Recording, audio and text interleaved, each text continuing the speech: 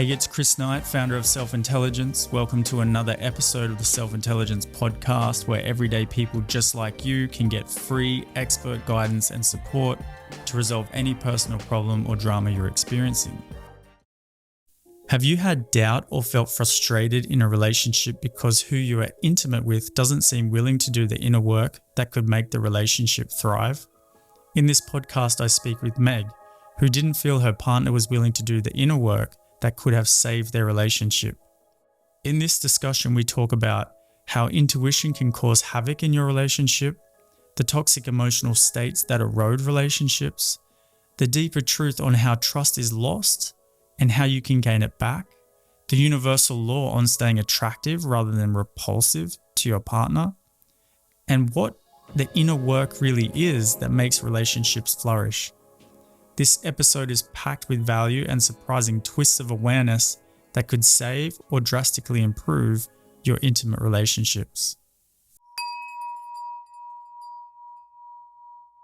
Thank you, Meg, for coming on to the Self-Intelligence podcast to discuss relationship, which I sense will take up most of the discussion, given that it's the area that people experience drama and suffering in their lives, wanting to work out ways to resolve that. And there are many different avenues and angles to take and things to learn, so much to learn that we certainly weren't taught at school. I don't remember a class on relationship and self-discovery and how all that interplays and so on. So we're learning this down the track. And I really appreciate you coming on. It's a very vulnerable subject to openly discuss. So recently you've had a separation, and that's a very painful thing. If anyone can recognize it's that the challenge of the grief of that, and also wondering what went wrong, what happened.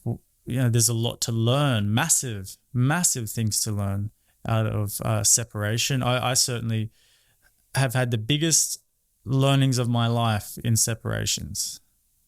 That's been my experience.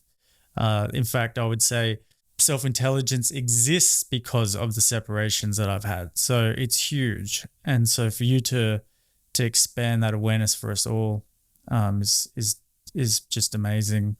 And there are some challenges, aren't there, that you've told me about before having this discussion around what happened, what am I to learn to perhaps not go down the same route going forward. One of the challenges that you mentioned to me was that it felt like you were prepared to do the work for the relationship to work and flourish and so on, but not so much feeling like the other side was prepared to do the work. And this is a major challenge for a lot of people. It's recognized now that there is this massive opportunity for self-discovery, for truth realization. If you weren't in the relationship, you wouldn't see these things about yourself. What are some of the things that relationship has shocked you in a sense about yourself that you were like, wow, if it wasn't for this, I wouldn't know that I would react this way or do that thing, or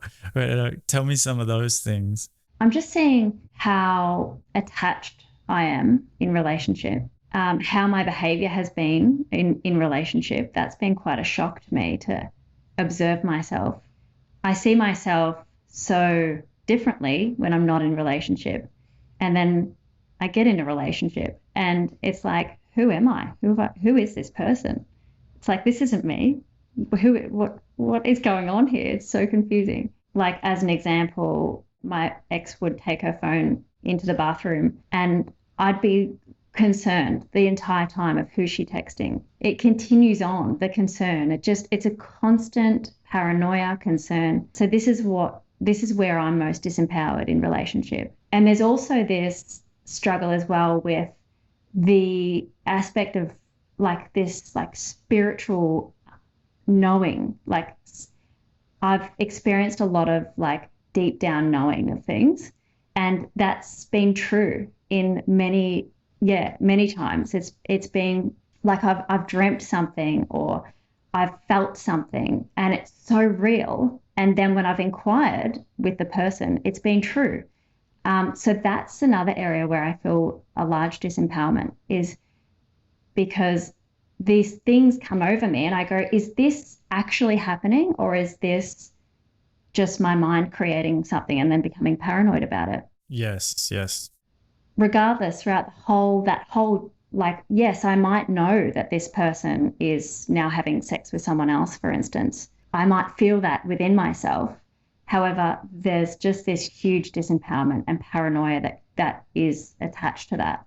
And that's where I've been in the last couple of weeks, of just feeling like my ex has, gone off with someone else. I don't know any of this. However, I can feel it in me. And there's this thing that follows on of just complete paranoia, just losing myself. I'm scared. I'm questioning. I'm angry. I'm so angry over the disconnect. And when we've been so connected for so long and so deeply, it's like, how can someone just disconnect like that? That's been my questions over the last month of going through this breakup, of how can you just be so into me, so interested, and then suddenly just go, oh no, this isn't working now. See ya. And then it's like, well, where do I stand with you now? Who are you to me now? It's like we've been so intimate, so close, so connected. We've experienced all of these beautiful things together. And now who are you to me? It's like I'm relearning who I am for myself in this moment and going, who am I without you? And do I want to be without you? Do I want to be your friend? These are some questions that have been coming up for me. Yeah, there's a lot in what you just said. Firstly, you talking essentially about intuition and your ability to sense things that are happening that may not be in your physical experience, like perhaps sensing your partner's being with other people or something like that. Those intuitive powers are not as consistent as you would think. They do, sometimes they're correct, sometimes they're not. Interestingly, the way the mind works, the ego works, is to select when you know something and when you don't, and sort of it kind of goes, oh yes, no, I know when I know things like this, when I sense things, I know, because these are the times, and the proof. It's very quick to actually forget the times where you actually sense, or you thought you were sensing something that actually amounted to nothing. Very quick to forget those things because it doesn't recharge and regenerate the fear cycles of the ego to remember that, because that might put you back into mystery, you see. Whereas if you apparently know something, then it can feed the fear state that you are actually in, which is the false sense of self that the relationship is trying to undo. The false self that it's trying to undo has been revealed a little bit more in the later part of what you were just talking about then, which is, who am I and who is this person now to me that they have suddenly gone off, potentially being with other people? This is what relationship separations are so important, because they actually show you very clearly, at least for a little window, just a little window before you start getting traction on your false sense of self again. They give you a little window of, you don't know who you are. And in that little window, there's an opportunity to ask some really profound questions, simple questions, but profound questions that actually bring you to stability. Would you describe yourself as stable when you're in this relationship? No. Could you relate to trying to find stability in the relationship? This is a theme for me. When I first get together with someone, it's when I'm most free and I feel anything can happen. I'm open, I'm loving, I'm hearing from a place of love.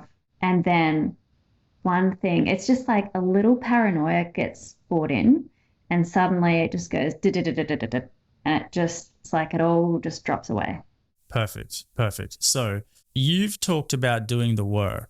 What is the work that you are doing when that paranoia starts to come? Recently, I've been doing landmark. So there's a couple of, like, each week I do a seminar. And so it's not a consistent same type of work, but I kind of revert back to some of those questions. I find when it comes to doing Bar and Katie, I don't tend to do it on my own. I'll call friends usually. I'll call my friends and they'll question something out of me, or so I do a variety of things. And how effective has has it been that those things would clean up that paranoia, for example, for you, that it wouldn't escalate and just sort of snowball out of control for you? Yeah, in particular to the paranoia, I'd say that I haven't really done the work on that. And it hasn't.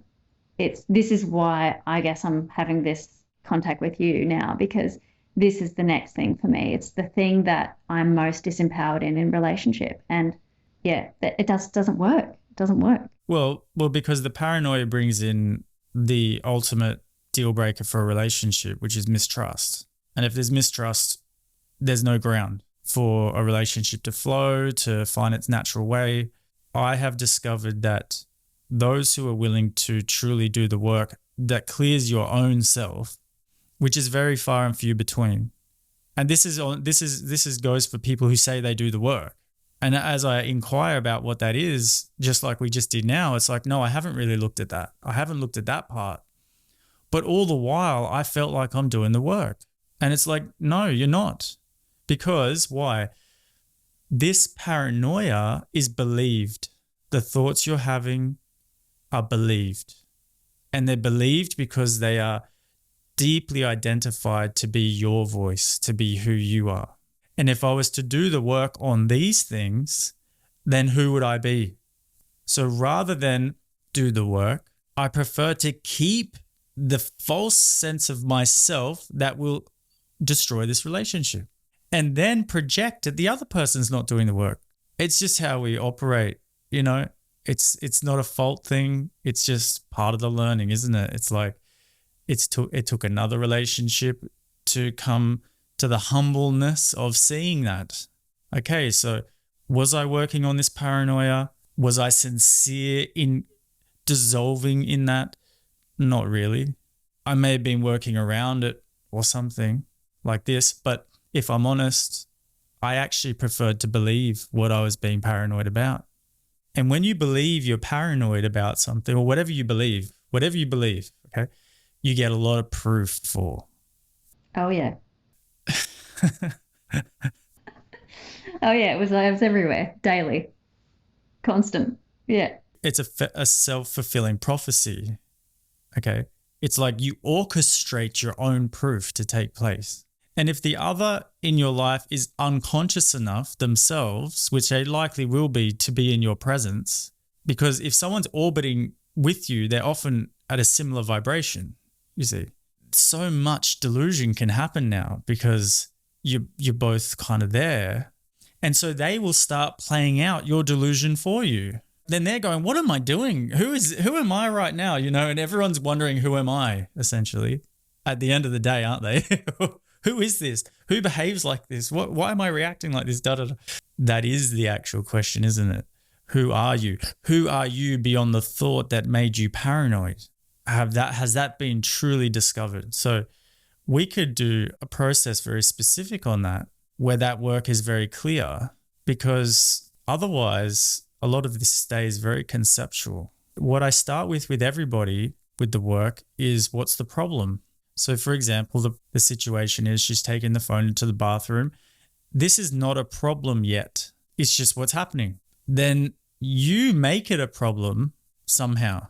So the thoughts that I get people to be surgical about and masterful about being aware of are should, shouldn't, what if, need, being very clear about certain limiting beliefs. The problem could literally be a belief you have that people shouldn't take phones into the bathroom, for example, because phones just don't belong in the bathroom. That could be a belief you had that made that a problem. I'd be surprised if that was the actual thing, but that's what I mean by a limiting belief. And the meaning of it. Okay, so when anything happens, you create meaning on it. This is what it means. And then it points back to that intuition that you were talking about. You see, because I've had this strong feeling and I have knowings, you know, I know these things and that thing and so on, you see. Your intuition right now is not working on your behalf. Your intuition is like a child with a gun is dangerous, and it's dangerous for you because the one who's holding the gun's not stable. So a lot of people have very intuitive powers. You may have very deeply intuitive powers, but the one who's using them is not stable. So you got to get the one stable first before you're so convinced of your intuition, and then it all works very well together. When the one who's not stable first is using their intuition, they usually project things, and fear comes with that intuition, and reaction comes with that intuition, and it's all a mess. It's not respectful. It's not loving. It's protective, defensive. It's serving the ego. The discussion is, how do I get my intuition to serve truth, not the ego, the fearful state? So firstly, you say, okay, well, I've got a problem. What is the thought that's making this a problem? Now you tell me, what is the should, shouldn't, or is it a what if? What if she's in there speaking to, you fill in the blank? It is a concern that she's contacting someone that she's interested in, that she's going to leave me for that person. That's ultimately what it is. Okay, yes. So a lot of people would be able to relate to being in a relationship, feeling like at any moment they may choose someone else. I mean, they chose me over someone else. So why wouldn't they choose someone else over me? Like, the possibility's there. So the ego is like, yes, I can run for days on this. I can run for days on this bullshit, because there's no possible way that you can get control here. And then there's this sense, well, I deserve to have someone who's not going to do that, and I deserve this, and all these other things come, and I'm entitled to a da-da-da, and I'm a da-da-da-da-da, right? But all the while, the universal truth that you get what you fear is in play. That actually, just that statement right there, that's what actually causes me more paranoia and more shame, because I go, I think a thought, and then I go, this thought is creating something, and then I get paranoid about that. A thought doesn't create anything. A thought believed creates something. Now that's different, because you can have a thought about anything. I mean, we have so many random thoughts and dreams and all sorts of stuff, right? All the time. The ones that cause you the suffering are the ones believed. The work is to become the master of not believing thoughts, because the master of self knows, I'm only ever suffering a thought believed. She's in there, and my mind is now creating imagery of her getting interested in someone else and leaving. This is what my mind is doing. Is my response to become the witness of this, so much so that it dissolves within my witnessing?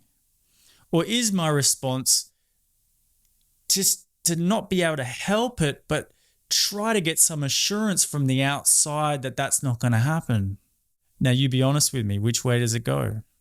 Oh, yeah. I'm looking for confirmation, assurance. Yeah. I want to think that I'm going about it internally, but truthfully, and she feels that too. And it was so inauthentic. There was such delusion going on. She would even let me know when she was texting and who she was texting. Like, her phone would ping and she'd go, oh, that's such and such. And, it became to that. So I didn't even speak into really what I was truly feeling about this paranoia. She could feel that, and her response, whenever her phone would go off, she'd be like, oh yeah, that's such and such. Because she'd know that I was like, who's that? Who's she texting? What's she saying? And I would constantly be looking for her confirmation of like, I'd ask little questions, delusional questions, just to have her confirm that she still loves me. And did she ever say, are you trying to find out this or that? Did she ever say it directly to you? No.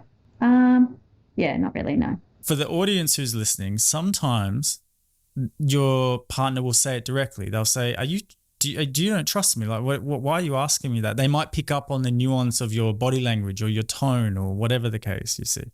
Notice when you deny it. Instantly deny it. Oh, no, I'm not thinking that. No, I don't have a concern with that. No, that's not an issue for me. Instantly deny it, because there's a game being played. It's the game of ego, see? And if something is being offered up as truth, the ego feels that that's a loss of power and control in the dynamic, okay? So this will happen. In your situation, she didn't ask you directly, so we can leave it there. So She's starting to make compensations though for this feeling she's got. And that's already now creating mistrust in the relationship. Because if you're not able to witness your own thoughts and not believe them, how are you trustworthy? That's the simplest question you could ask.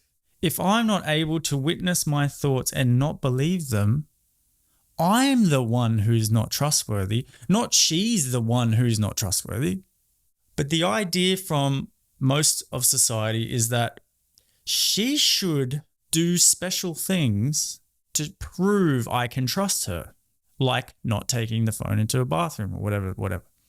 And the fact that she does is saying to me that she doesn't love me or this type of thing. These things go on in the mind as well. It gets more and more complex after that first bit that I just said is denied, that I'm the one who's not trustworthy. Okay. So you have your what if clear. Then you take your what if to some other questions. So for example, you might want to see the fears behind this. Become really clear about what those fears are. But what comes before the fear is judgment. And judgment is one of these things that we're in deep denial of as human beings, generally speaking.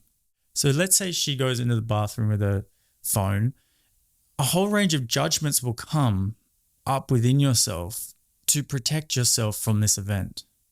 Those judgments will go towards her. Those judgments will go towards yourself. Those judgments will go towards what you might think other people are thinking about this. For example, like each situation is different as to how the judgments happen. But being aware of judgment is really important. So what judgments did you have towards her when she would do this? I get maybe something like not seeing her as capable. I'm going to help you because we didn't get clear on the meaning. And the meaning's going to help you with the judgment, I feel, in this situation. Doesn't always, but in this situation. So you had your what if, she's going to be interested in someone else. What does that mean? It means that she's going to leave me and I'm going to be alone. Yes. I speak many, many times about our fear of being alone, being a very destructive force in our lives. There's two. The other one's less seen, which is the fear of boredom, actually. Huge. But you'll find a lot of your triggers come back down to the fear of being alone, wherever they start, however superficially they start. Okay. So what are your judgments towards her that she would put you in such a situation that you would be alone? I'm still trying to grapple on a judgment thought. Well, it's she's not doing the work when she should. Is that a judgment? Yes. Whenever you hear should, you have judgment. Yeah. She should be more mature. She should stick to her commitment, which was, Meg, I want to marry you. Meg, I want you to move in. And then 2 days later, she's like, get out of my house. So you're uncommitted? Yeah. Yes, you're uncommitted. You're immature. Yes, good. What else? You're not capable of a long-term relationship. You're not capable. That's great. Yes. So you're incapable, immature, uncommitted. Nice. This is what we're talking about. This is good. Ed, do you have anything else? I'm sure there's more in there. But I mean, they're the main, they're key. Yeah. So what's important about those couple of judgments to be aware of in doing the work is you are aware that those judgments are trying to protect you from something that you fear. Because the thing about the work is to not live life through fear. What was your idea of the purpose of the work? Why would you do the work? Freedom. Freedom from what? It's about living a free life, power, freedom, full self-expression. Yeah, free from fear. But oftentimes the work is mixed up with what you think you want. See, it's if I get this, if I get what I want, or if I can avoid what I don't want, then I'll be good. I feel good. None of those have to do with the actual true focus, which is to remove yourself of psychological fear states that essentially tracked that fear to you. the circumstances to you. This is what we're wanting to be free of myself. I'm the one creating the vibration that's happening. But instead, and I want you to see this for yourself and reflect on it for yourself, is has that work instead somehow taken its shiny light off me, the fearful one, and kind of reflected it outward and gone, the work is for the things I think will make me happy out there, like a relationship, for example. See, if we were committed, you said, you would do the work.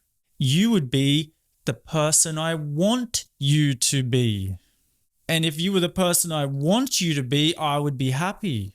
I've seen a lot of couples, many, who so-called do the work.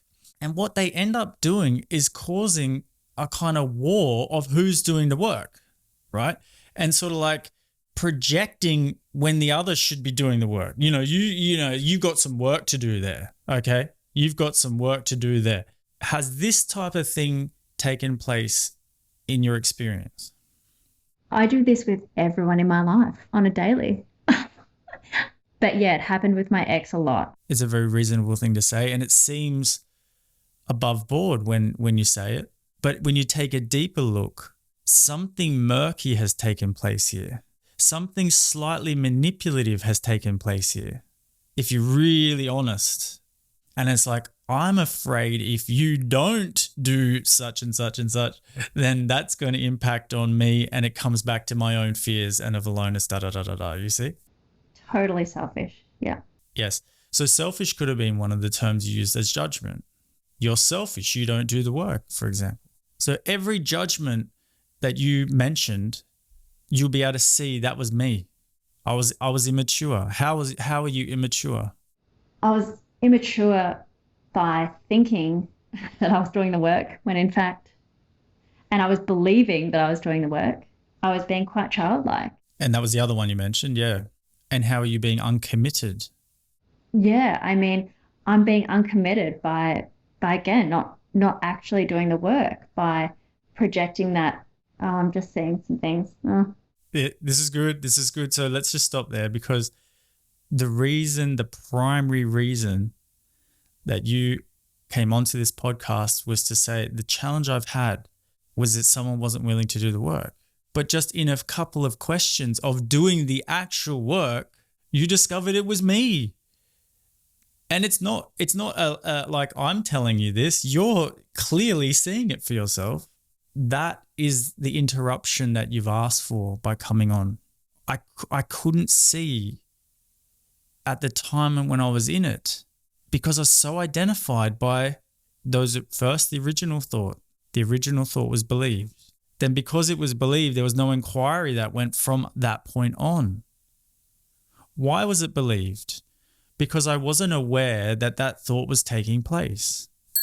If you would like to download a free beginner self-recognition guided meditation audio to start your journey of healing and freeing yourself from the inside out, see the link in the description or go to selfintelligence.com. I wasn't aware that the what if was getting traction until it was snowballing, for example. Now, I want to be clear, because this can raise some pulses, what we've just done right here. Okay, like when there's abusive behavior, when there's, really toxic stuff going on in relationship. It's like, wait. Are you just saying that it's my problem, that this type of thing? The point of this conversation is to find the stable ground within yourself in which to respond to life in a powerful and a natural and intuitive way. Nothing about this condones abusive behavior in any respect at all. In fact, those who do the inner work are the least likely to experience abusive behavior, because they are stable and they don't actually allow that kind of reciprocity to take place in their energetic field. It's almost like it just is not able to exist with them.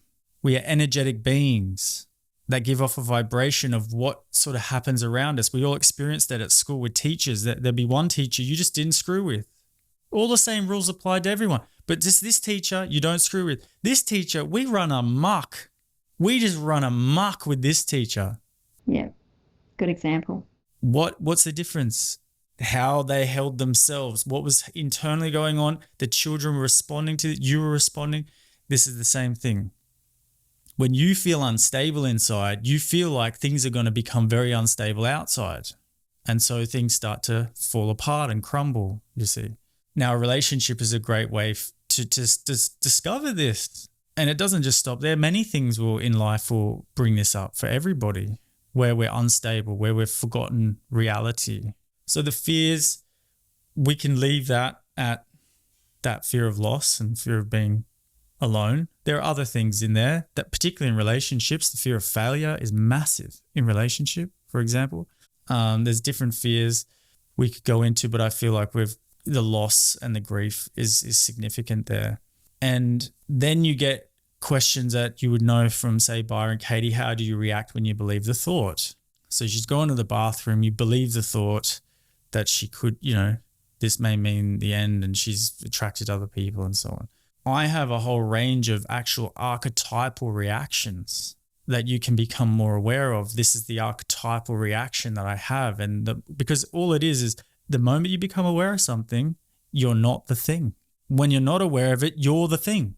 It's as simple as that. What have you noticed about the way that you react when you believe this thought?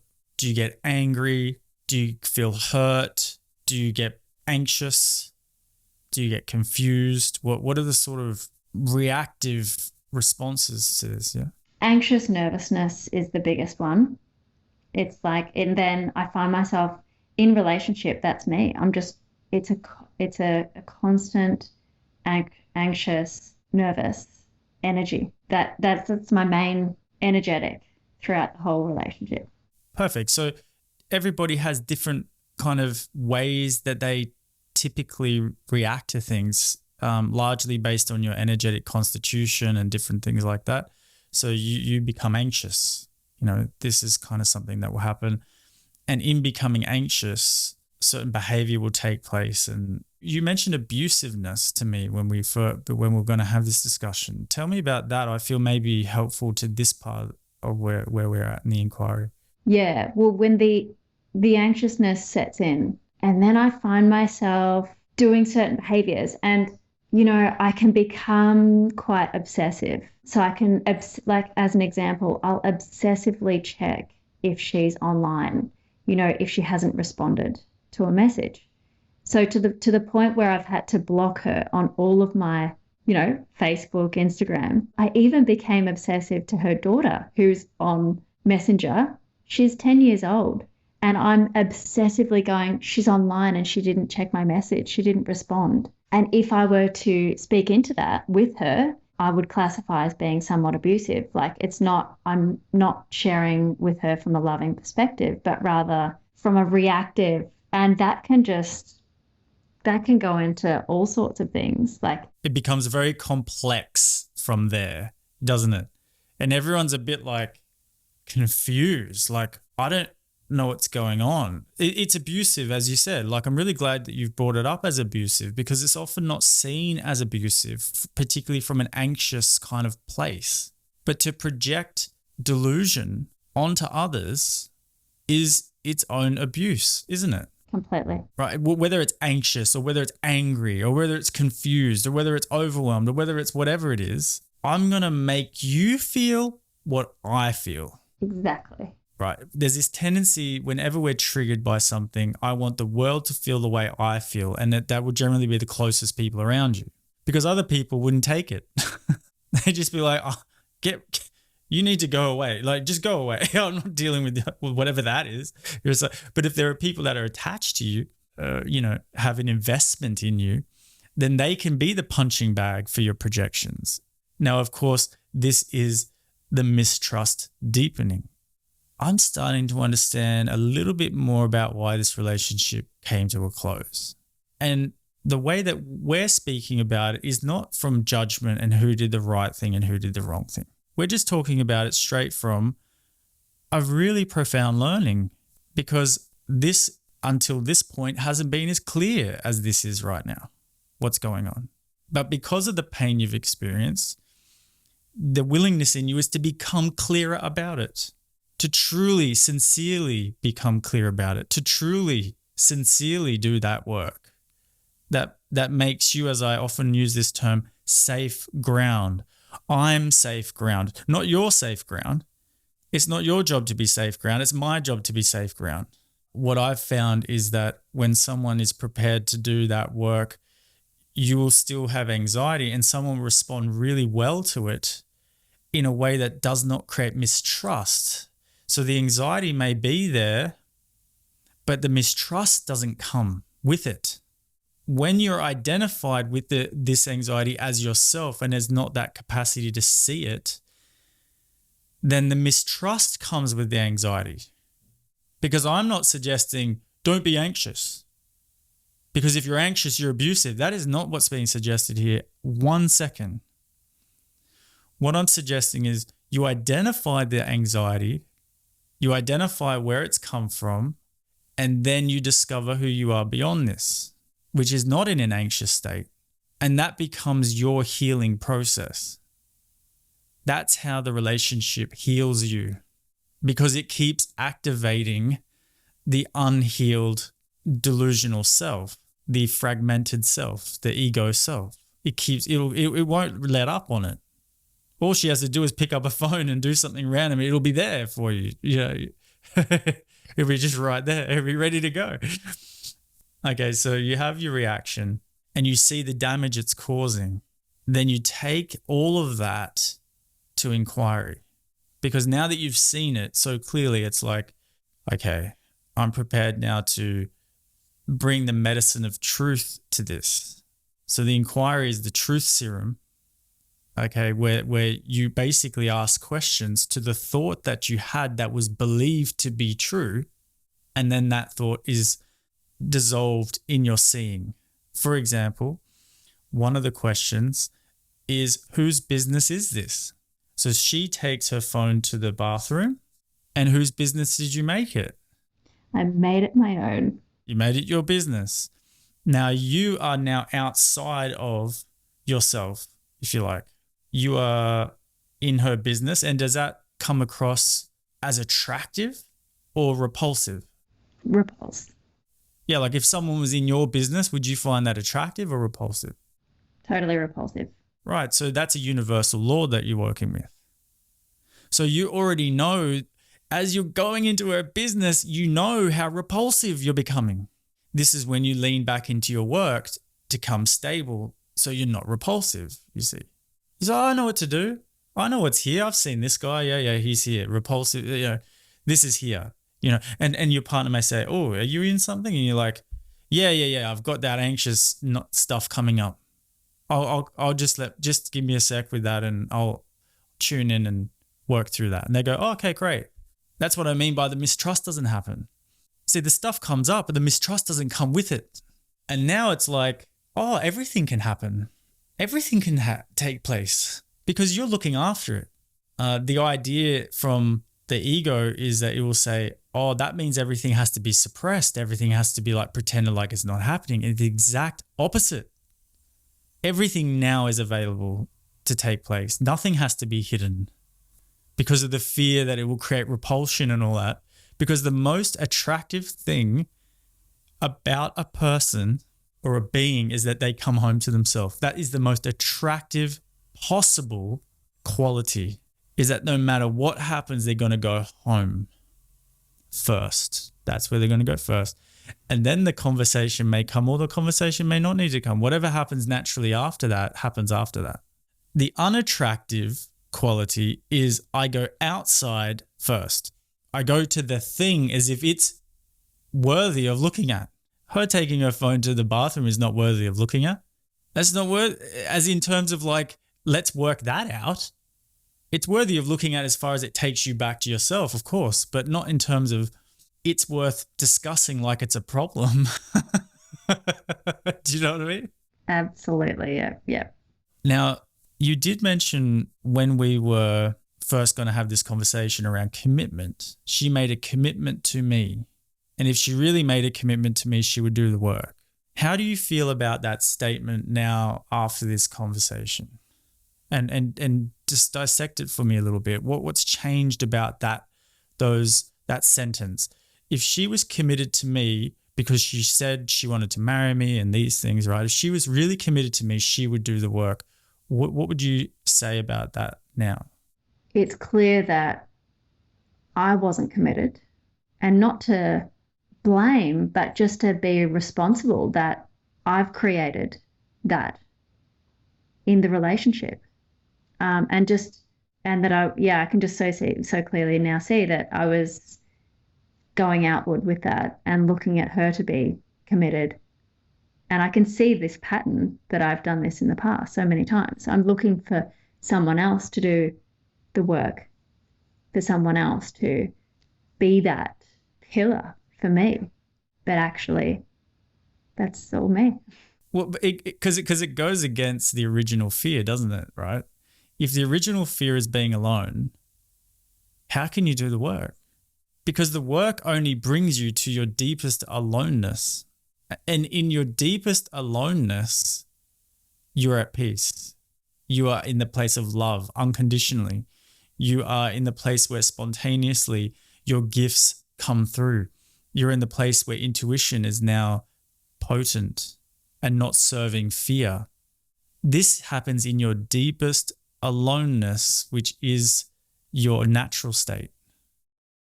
If you would like to discover who you really are beyond the voice in your head and emotional states that cause relationship drama, stress, health issues, procrastination, sabotage, addictions, essentially all the drama and personal problems you can think of, come and join me for the Wake Up Experience, which is the first step in freeing yourself from the inside out.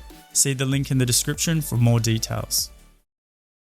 And if that is not experienced beyond a concept, because if I can say that as words, that means nothing unless you are confirming in your experience that you are the intrinsic, uncreated awareness.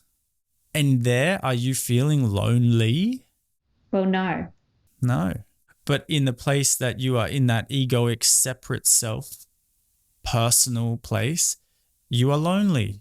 You are afraid of all these things. Yes? Yeah. And so it's like, that's fine. That's fine. There's that's going to happen. Bound to happen. But it's to help me come back to that bigger truth, bigger realization, isn't it? That's why it's not about blame and judgment. As you said, it's not I was the problem and it's all my fault. Because of course, this partner you had has heaps of their own work to do. They've got an ego as well to deal with, like everybody does, right? Of course they do. It's just so much easier to see their shit. So many people will listen to this podcast, for example, even after everything that's been said, and say, my partner has to see this. Yeah. And I'm not suggesting you don't share it with your partner and whatever. What I'm suggesting is looking in and going, where is that coming from? Is it coming from sharing? Or is it coming from just somewhere deep down, I want them to change. I want them to be something else for me. And if you're honest, it can be really quite revealing when and that's why sincerity is absolutely key with the work, the true work. The other thing I want to say here is the people that I know who do the work rarely ever talk about doing the work. I have actually noticed, Chris, when I've been doing things with you and Tess, like when we were doing the meditations, I've gone through phases of this where I don't talk about it. And I know that. I know things, it becomes so clear. And then the moment, you get out of that, and then you're in a different place of then talking about the work. I talk about it a lot at the moment. And thanks for mentioning that, because it's just clear that I'm not doing it. And if she was being toxic, and she was being underhanded and all of those things, it would have all come very clearly out of your work, but from a different place. But now it's like, I've discovered this from a stable place. That was all the difference. Because the I know mind is a suffering environment. Sometimes, yes, you have, you're correct on certain things. Other times, no. This is not the powerful place. That is a nightmare. Intuition for the unstable is a nightmare. We unpacked a little bit about the shadow aspect, the judgment, the fear. There's many other parts to that. But some of the reaction patterns for you being anxiety, and there's nuances to look at there. And one of the inquiry questions, and already in this marination in willingness to be sincere in the truth, you are a very different being right now, because the power's back where the power belongs. So yeah, thank you for opening this conversation and revealing that there is an actual process when you're sincere to come into being safe ground for everybody, your intimate relationships, your children, your parents, your friends, everybody. You can be safe ground, meaning you are trustable. And when you're trustable, you are so loved. You are just so loved. You're just wanted. It's like, why would we not want you around? You're stable. We want you around. You see? We love you. Like, let's, and so it's like, wow, what a way to be that's who I am. I am that stable one. I am that one that's lovable by nature, that is enough by nature without having to do anything other than just to be safe ground. That's all you have to be. And how much that can transform, other people's lives as well. Like how much, like you and Tess, you're so stable, and how much you've helped others in being stable. That's profound. For those who don't know, Tess and I are in relationship. We are in lovership. We're in friendship. It's everything. And this speak about work does not ever happen. Are you doing the work? Am I doing the work? Doesn't even happen. Do you know what I mean? Because we're just living the work. So there's not a talk about it. It doesn't happen like that. Do I get triggered by things? Does she get triggered by things, by life in general? Of course. Do all sorts of emotional reactions happen and things like this? Yes, absolutely. Does this get shared? Yes, we share things. Do sometimes we share not some things? No, because it's not needed. It's just so natural. It just happens so naturally. There's no expectation. There's no requirement. Sharing may happen, sharing may not happen. Because what's being shared that's more important than any of that is the safe ground. And that is such love. It's like you are so loving that you would remove yourself, then project that onto me. That is love. We just had an example on the weekend that could have turned into, a trivial thing that could have turned into a nightmare. You could like these things happen. Tess has a thing with keys. She just doesn't look after keys very well. This is a bit of a history there. And she used my key for my padlock for my bike and didn't put it back. And I had my son's birthday, and we were traveling all around the city, and we needed the bike and bike locks and things. And I've locked our bikes up and there's no key to unlock them. So we've got a pretty significant issue. And I've got to ride all the way home to get this key, to find it's not in the place that it should be, right? To then have to upturn the whole house to try and find this key. It's nowhere, right? To then find out it's some hidden in a little tiny pocket in one of her gym pants somewhere and so now I have to drive back and do all this acrobatics to, because all she had to do was put the key back. This is all that had to happen, right? Now, this type of thing can cause significant disturbance in the day. We were having an amazing fun day, adventuring around doing whatever. And now it's been disturbed by this. And just the way we approach it is the same as what we just talked about. What is the should? What is the shouldn't? What is the what if? What is the da-da-da? She knows that I'm upset about it, and I know she knows that I'm upset about it. Do I have to make it a bigger deal than that? She knows it's causing inconvenience. I know that she knows that, but if I didn't trust her, then I would have to make it something. But I don't mistrust. So I made it very clear that I wasn't happy with it, and that this is the better way forward, and that was that. Done. Day moves on. no drama, no fight, nothing. And then no disrespect, you see. And because those reactions create habits, and those habits get locked into the relationship patterning. And then it's just like, no matter what happens, this pattern of reactivity and trigger happens, you see. And it's like, how do we get out of this? How do we get out of this cycle of doing this? And it can happen in the most trivial things. Like that was relatively trivial, really, you know. But so is taking a phone into your bathroom or something like that. But I find most triggers happen with the trivial. They're the ones that happen most common, not the big things like being cheated on or these things. These don't happen regularly, like what you're talking about and what I'm talking about. So how do we gain this trust with ourselves is truly doing the work. How did you lose mistrust with this person? By not realizing that wasn't taking place, that there was projections happening. She's like, you won't even look at yourself and you think I've got to do the work. Like where do we go from here? You're creating a deal breaker situation, not even knowing you're doing it. That's how innocent it is. You've got to forgive yourself for the fact that your awareness was where it was at the time. Your awareness is different right in this second, and you'll be challenged again, no doubt, to where you're going to go. And next time, when you're in the trenches like that, I hope you reach out to myself or Tess or someone. Friends aren't always the best people. Not always. They may be. You may have great supportive friends. I often find friends don't have the depth of understanding, not for it to turn into some kind of projection, even at a low level.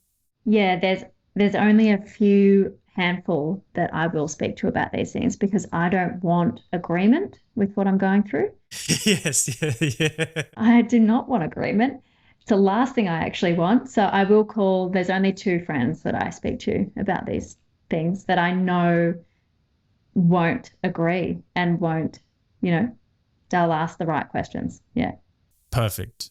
So thank you so much for revealing that there is a way out of these cycles. There's a way to a greater harmony and love and respect that is not conceptual.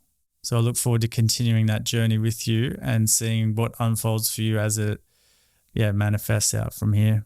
Thank you so much, Chris. Thank you for listening to this episode. If you got value out of this, please share it so that other people can benefit also. If you are fed up with the drama, overwhelm, or suffering going on in your life, and you would like expert guidance and support tailored to your situation, come and be a guest on the Self-Intelligence podcast. Don't go another day confused how to address the challenges you are facing. If you want to be a guest, go to the link in the description below. And for more information about self-intelligence, including joining my next wake-up experience or detailed information about my 12-week self-intelligence course, go to selfintelligence.com.